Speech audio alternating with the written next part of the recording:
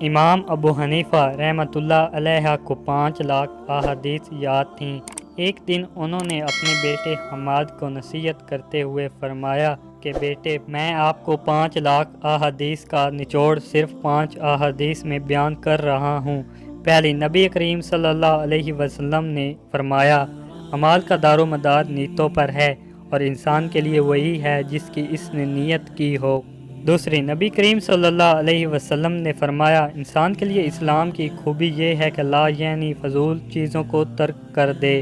تیسری، نبی کریم صلی اللہ علیہ وآلہ وسلم نے فرمایا، تم مومن نہیں ہو سکتے جب تک اپنے مسلمان بھائی کے لیے وہ چیز پسند نہ کرو جو اپنے لیے کرتے ہو۔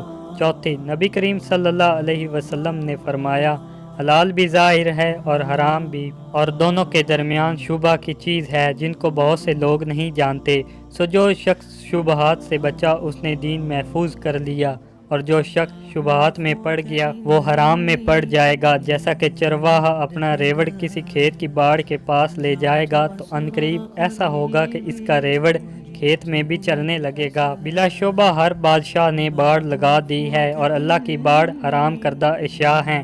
پانچویں، نبی کریم صلی اللہ علیہ وسلم نے فرمایا، کامل مسلمان وہ ہے جس کے ہاتھ اور زبان سے کسی مسلمان کو تکلیف نہ پہنچے۔ یہ 5 احادیث سنانے کے بعد فرماتے ہیں کہ بیٹا، ان 5 احادیث کو آئینے کی طرح رکھنا اور اپنے اعمال کا ان 5 احادیث پر محاسبہ کرتے رہنا۔ یہ 5 احادیث ان 5 لاکھ احادیث کا نچوڑ ہیں جو مجھے یاد ہیں۔